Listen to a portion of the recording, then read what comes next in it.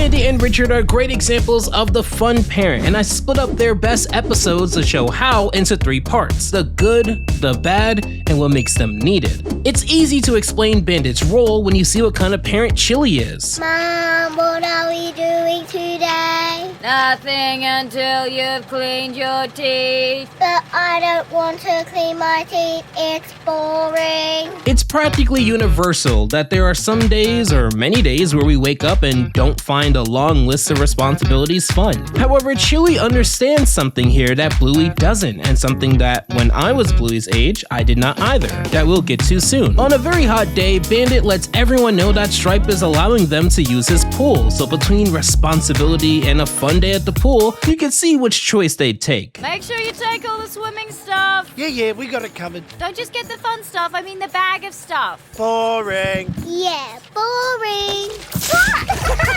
If Bandit is the fun parent, Chili is the responsible parent. It's not that Bandit is always irresponsible or that Chili is never fun, but that both of them lean towards a different side of the parenting spectrum. And both are important, but it's understated how important the fun parent can be. Most of you watching, I'd imagine, are old enough to understand why dental health is important, and it's not like brushing your teeth would make you sad in the long term. In fact, going to the dentist because your teeth look like a picket fence that was hit with a grenade would probably not be the most fun time, and pretty easy to avoid. Yet as a kid, we tend not to care. Mum is such a fusspot, isn't she? She is. Mum always makes us do so many boring things. She does. That is way more fun. I am. It's always nice to see Bandit, Bluey, and Bingo bond, yet there was a clever clue hidden in the 3 clips I've shown you to show the big flaw that may come with the fun parent. And said flaw is a ticking time bomb for this entire episode. As Bandit reaches Stripe's house, the floor is lava practically, as Bluey isn't able to step on the sidewalk without burning up. Bandit suggests for Bluey to put on sandals, yet Bluey didn't bring them, because why would she bring them? As you'll go on to see, Bluey, Bingo, and Bandit will suffer from one of the biggest habits that everyone I know of, including myself, suffers from time to time. And this episode does a great job of showing the consequences of that. Dad, did we bring sunscreen? Oh, no, I didn't. We'll just have to stay in the shady bit,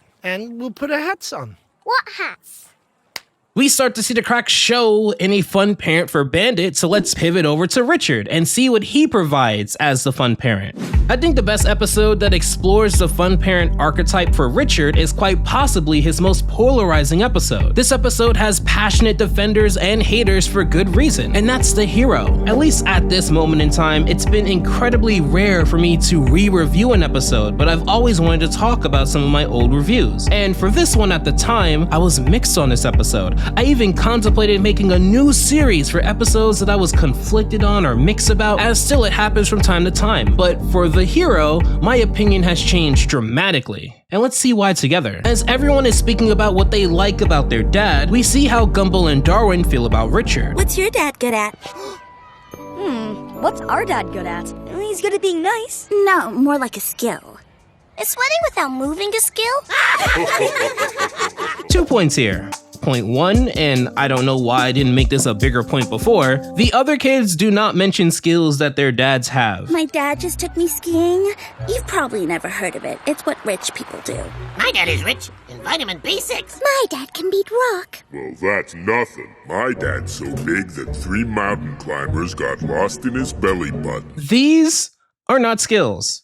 These are traits or results. Now, traits can help you gain skills, and good skills can lead to good results, but I do want to make it clear that despite the fact that they will laugh at Gumball and Darwin for not listing a skill that their father has, they didn't either. Point 2, more importantly, Gumball and Darwin did not seem to find the aspect that they couldn't think of a skill that Richard had to be a bad enough thing to be ashamed of him or love him any less. In how they speak about him, they laugh at the mistakes he makes, not even knowing that he's there, and Richard is hurt by the sentiment. Now, even though my opinion of this episode has changed dramatically, there is still one scene that I don't like. What is wrong with you? You know very well what's wrong. What's going on? Why is dinner raw? You know very well why dinner is raw. I'm just gonna try something. We're both very sorry for what we've done. So you do know what you've done? No! Then how can you apologize for something you don't even know about? I don't know! We don't know what Richard said to Nicole and Anais, but for Anais to be this upset at it leads me to believe that either Richard had to have embellished it in some way,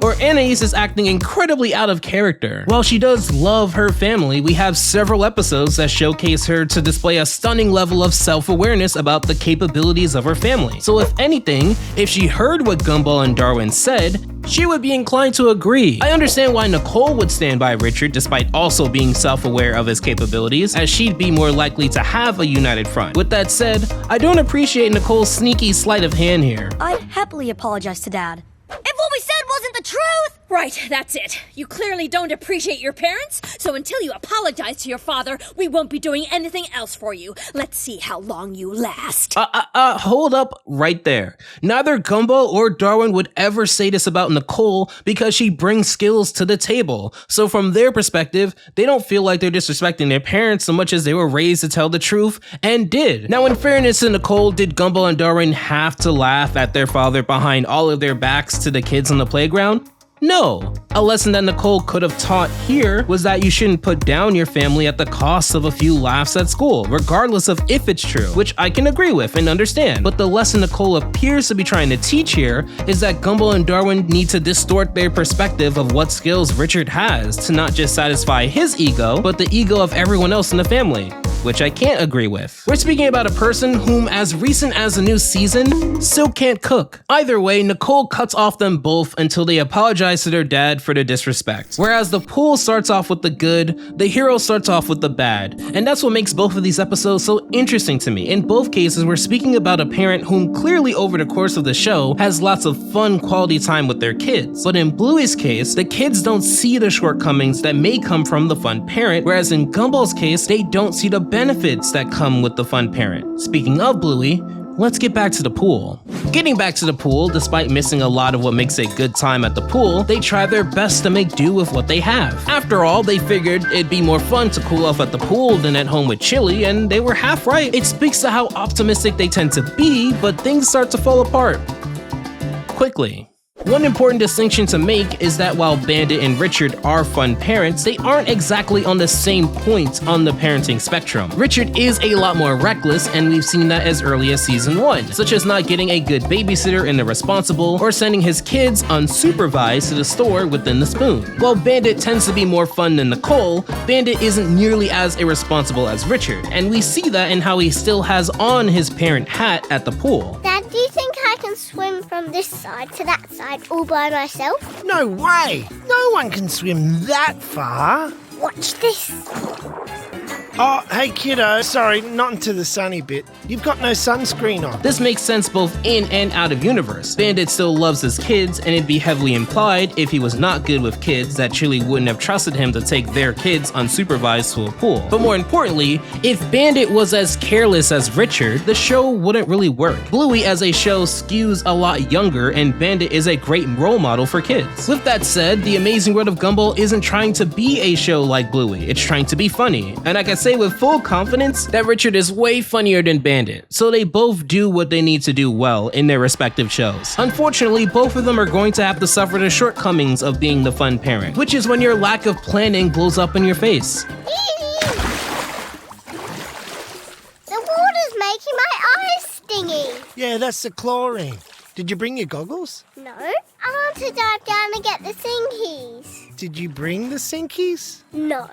Well, that solves that then. Oh. The joys of the responsible parent is that the things they do aren't necessarily the most fun, but when they don't do it, you'll notice immediately how things change. The fun parent tends to not think of these things because, like their children, they don't necessarily see the value in it now, but as you can tell, clearly, someone needed to do these things. And it wouldn't be right to blame Bingo or Bluey for how things are going. This is where the fun parent's flaw comes out. Because at the end of the day, they are a parent, and that inherently comes with responsibilities if you want to be a good one. The episode does a really good job of showing how little Bandit knows. Dad, is the shady bit gonna get bigger or smaller?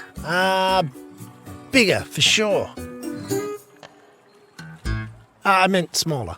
But have you ever stopped to think, why? Like, we have these brains that are capable of so much, yet just the idea of doing something not fun now to have more fun or peace of mind later is one of the toughest concepts to practice. It's like doing homework on a Friday so that you aren't smacked in the face with it Sunday night or Monday morning, or consistently working out now so that you can have the body you're looking for in a year or two. On so many days, I just speak to my brain just like how Man Ray speaks to Patrick. So you're saying if I edit this video today, I won't have to edit it tomorrow or ever again? Yep. And if I put out more videos, that mean I'd get to talk about more shows too? Yep. And my audience would enjoy having more content and me cover as many shows as I can? Yep. And the views would be nice to help me save for that nice flashy NAS server that you'd like to load all of your favorite cartoons and have fun collecting more with? Yep. So it sounds like everyone would be happier if you made more videos. That makes sense to me. So why don't you do that? It's not my wallet.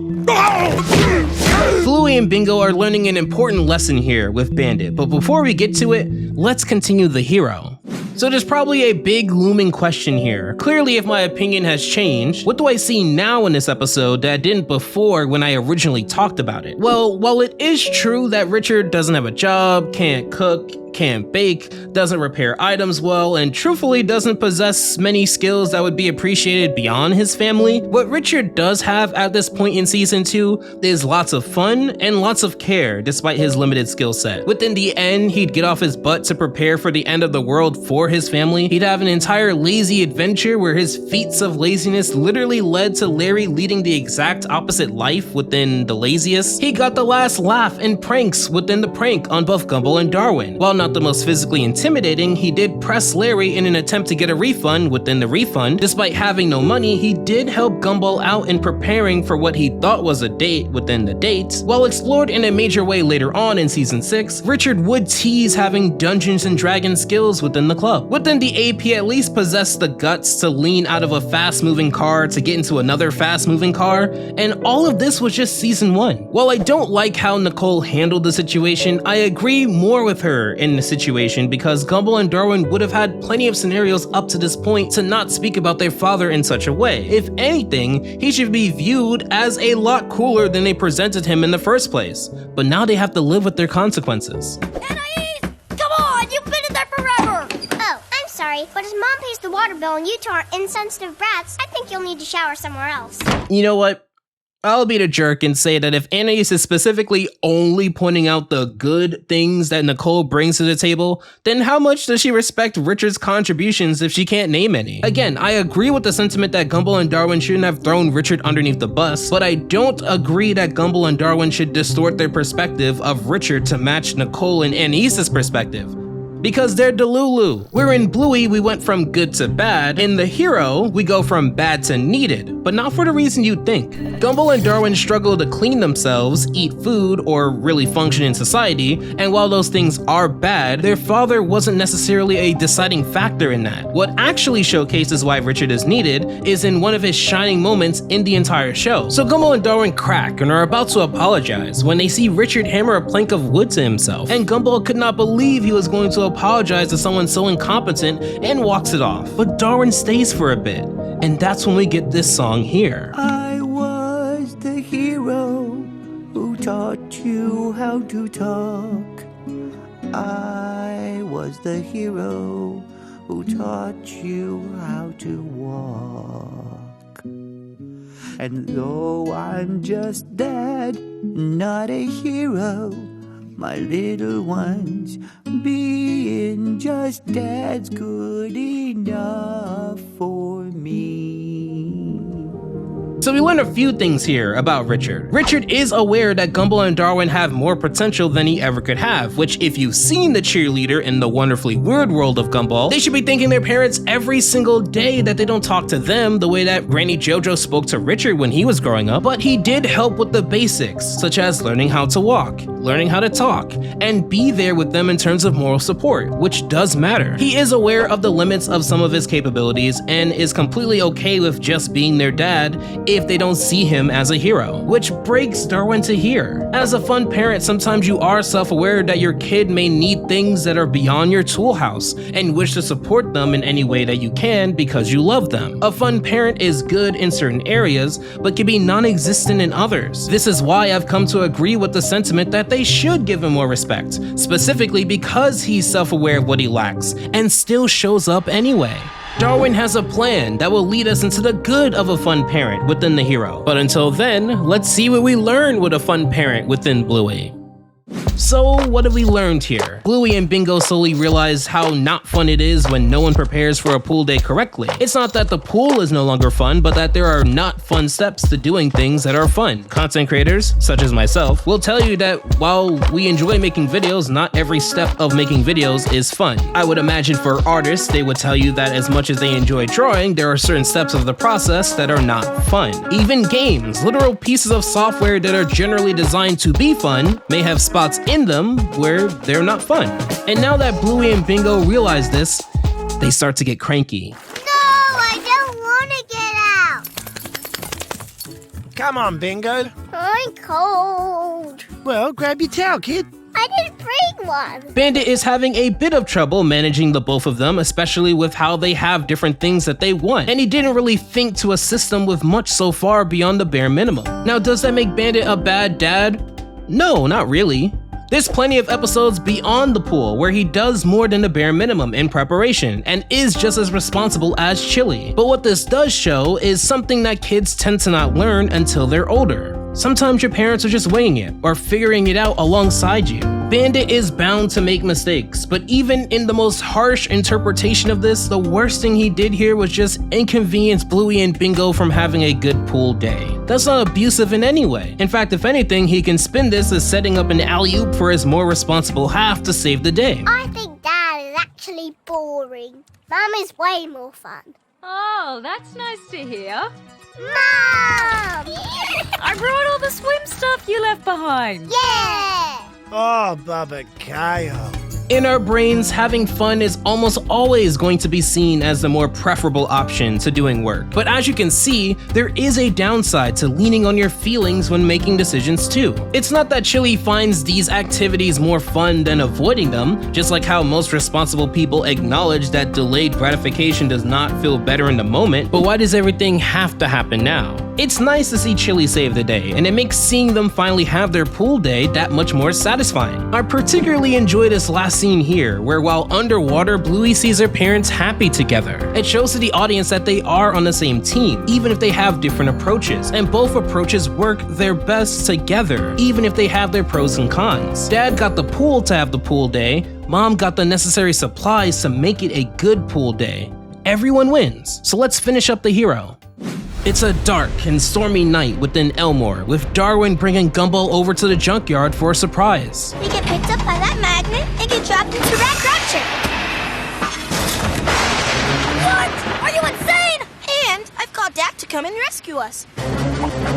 What? Are you insane? While Gumball has no hope, Darwin has hope, even though he has a backup plan, or had a backup plan. Richard rushes over, and I would like to imagine that in addition to being a loving father, he wants to prove to Gumball that he has his back no matter what. Another reason I couldn't say I totally hate this episode is because the atmosphere here is so beautifully executed. It builds tension with the heavy thunder and rain and lots of grays and the suspenseful music. Another great aspect of this scene is that Richard doesn't know what to do. How am I supposed to get up there? Oh, I don't know. How about you get us down using that ladder right there? Oh, yeah, okay.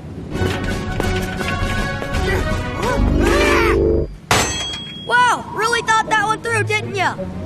Undeniably at this point, Gumball is in the wrong because while his life is in danger, he's still finding time to put down Richard. We shifted from Gumball understandably not being able to think of a skill that his father has to constantly putting his father down no matter what he does, which also makes his character here a bit shaky because it's not clear what the episode wishes to accomplish here, given that Gumball generally does respect Richard quite a bit in earlier episodes, as mentioned before. However, the reason why it's a great aspect to show Richard not knowing what to do is that as the fun parent, they typically have lots of heart, and Richard is showing that he is indeed a warm body that will do whatever it takes to protect his kids, even if he doesn't necessarily know how to in his current moment. The sentiment itself is quite rare for many people. I don't know about you, but the people whom I would believe to put themselves on the line for me is not a long list. And of that list, in this situation, I don't think there's many that would know exactly what to do so that I don't get turned into the Blender Start Project cube. As Richard tries to figure out what to do, his quick thinking here leads him to climb up a chain of metallic items that he indirectly caused to happen. And all throughout this process, Gumball is snarking him the entire way. Dad,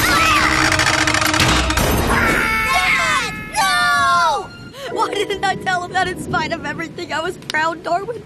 I was proud of him. If he were still here, I would tell him. If he was still here. Oh, you're here. So, what's your plan to get us down, huh? Deep down, Gumball does want to be proven wrong and wants his dad to save him, but he's inherited Nicole's ego, so he's not gonna back down. The suspension cable breaks, and that leads to Richard and Darwin being safe, but a little scuffed up. But Gumball is not safe yet. He's in a very delicate position where he's going to have to save himself. When we get to this scene here, it's really hard for me to hate this episode, because this is one of the best scenes in the entire show. The way that the shift in attitudes change once things get real, and Richard steps up even more as a parent alongside the juxtaposition of their younger selves visually, is such an incredible moment within the show. I'm coming down! Don't let me down! I won't!